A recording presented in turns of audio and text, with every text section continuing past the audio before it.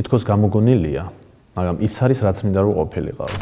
3 წელია, რაც მეზობელმა ღობის იქით მოჭრა ლეღვის ხე. 3 წელია, ღობის აქეთ არ ყვავილობს ჩემი ატა. განა ვინმეს ეს მცირე ცხოვრება ყოფნის იმისთვის რომ ერთხელ დავიბადოთ, მე მგონი არა. დილითავდექი ძალიან ადრე გამოვაღე ყველა ფანჯარა, ძეს შევეგებე და მხოლოდ ერთი ლოცვა ვთქვი გულში.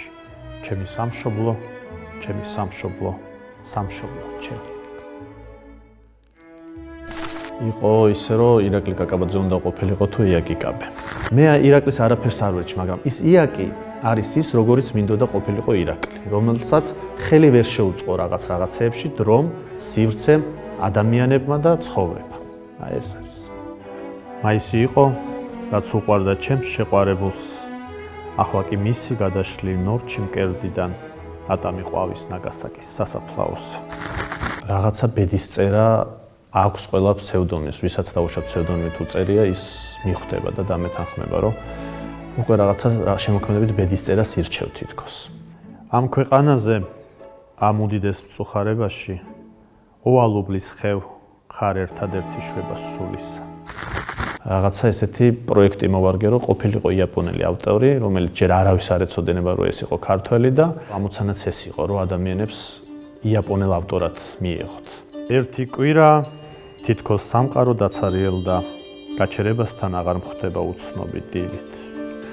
დავიწყე ასე სოციალურ ქსელებში, დავუშვათ, როცა ვეჭდავდი, ვაწერდი იაკი კაბეს და ყველას ეგონა, რომ ეს იყო თარგმანი. და თქვენ წარმოიდგინეთ, მეგობრებიც კი სხვა ავტორზე, ანუ უცხოელ ავტორზე, იაკი კაბეს სახელით, რომელიც არ იცოდნენ, რომ ფსევდონიმი იყო, ეგონათ რომ მე ვთარგმნითი. ყველა რაღაცა აღთოვანებით წერდა, შენიშვნებსაც გაძლევდნენ, გააინტერესებდა, შეკითხვებდა, ასე შემდეგ, ანუ გამოხმაურება დიდი იყო. საშუალოდ დღესაც ძალიან ბევრ ადამიანს გონია, რომ ეს არ არის ქართველი ავტორი, იმიტომ რომ ძალიან ბევრს უთქვამს ჩემთვის. ჩემი სახლის წინ ჩაიარეს ჯარისკაცებმა და მათ შემყურეს ამ ეკვიატა ფიქრი. რა უნდა იყოს ისეთი ამ ქვეყანაზე ამ ბავშვების სისხლად რომ ღირდეს. იცით რა არის ეს წიგნი, ვისაც გადაუშლიეს პატარა მინიმალისტური ლექსები, რომელსაც ტანკის სტილი შეიძლება უწოდოთ, თუმცა არ არის ტანკა. თითქოს ერთი ადამიანის ცხოვრება, აი ვისაც გადაუშლია მიხვდება, რომ იწყება პატარა ბიჭის ისტორიით, რომელიც თითქოს სიკვდილით თავდება. იქ არის თემატიკა დედაც, იქ არის სიყვარულის და ასე. ან ყველაფერი არის, სოციალური ლექსებიც არის. ამ ბიჭს, ამ პატარა ბიჭს იაკი კაბეს დაყვა ძალიან კარგი ბედისწერა, იმ ხრივ რომ შეიყვარეს ადამიანებმა. ყველგან თეთრია, თოვლი ფარავს ირგვლივ ყველაფერს, ხოლო წითლად მეზობლის ბაღში ანათებენ დათოვლილი ბროწეულები. თავისუფლება არის ისეთი რამ, რომელსაც მუდმივად უნდა იბრძოლო. აი ეს ერთხელ მოპოვებული და დარჩენილი მუდმივად არ არსებობს. ეს არის ძალიან დიდი, ვრცელი და ძალიან ისეთი თემა, საინტერესო როგორც ფილოსოფიურად, ისე ისტორიულად, ისე ყველანაირად და მაგრამ თავარი რაც არის, რომ სამყარო გვასწავლის იმას, რომ ეს მუდმივი არ არის. რაღაც არსებობს მწვერვალი თითქოს, ხო, მაგრამ ის მწვერვალი მუდმივად იზრდება და ადის. ანუ თითქოს იპყრობ იმ თავისუფლებას, ხო, მოიპოვებ. როგორიც გინდა თქვა, თუ გინდათ სულიერი, თუ გინდათ ფიზიკური, როგორი თავისუფლება, ან თუნდაც ეგზისტენციალურად თქვა, ხო? მაგრამ იმ მოპოვებულ მწვერვალს ყოველთვის ახალი მწვერვალები მოსდეს. ანუ ეს ისეთი პროცესია, რომელიც ალბათ ადამიანის სანამ არსებობს, მუდმივად ამისთვის ბრძოლა არის საჭირო და ჩვენს ქვეყანასაც სწორედ აი ეს ბედისწერა დაყვა.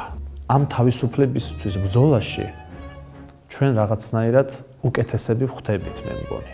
საზოგადოება იზრდება, ვიზრდებით და რაღაცნაირად ამ პროცესს ბევრი ტკივილები და ტრაგედიები ახლავს, გაკვეთილები ამ ცხოვრების, მაგრამ აი იმას რო უყურებ, რომ საზოგადოება იზრდება და უკეთესი ხდება, რაღაცა ეს კარგია და ტკბილია.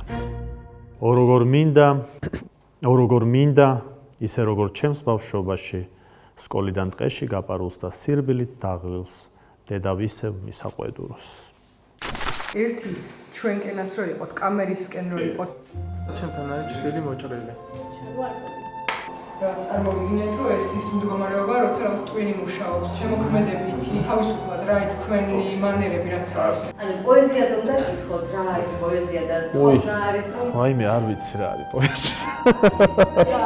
მართლა არ ვიცი რა არის პოეზია და მე მგონი არავინ არ იცის. არსებობს მრავალი პასუხი, მაგრამ ბოლომდე მე მგონი ამ კითხვაზე პასუხი არ არსებობს. ყველას აქვს თავისი ხედვა, თავისი. ეხლა შეგვიძლია ვილაპარაკოთ რა თქმა უნდა ლიტერატურით, მცოდნეობითი ამბით, შეგვიძლია ვილაპარაკოთ კულტუროლოგიური თვალსაზრისით და ასე, მაგრამ აი ზოგადად რაც მართლა თვითონ შინაგანად სულიერ აი ამ პოეზია რო ვთქვათ, არავინ არ იცის ალბათ, რა ვიცი, ვისთვის სიმღერა, ვისთვის პირიქით წევლაა და ასე შემდეგ. ანუ ძალიან ბევრი რაღაცა არსებობს პასუხები.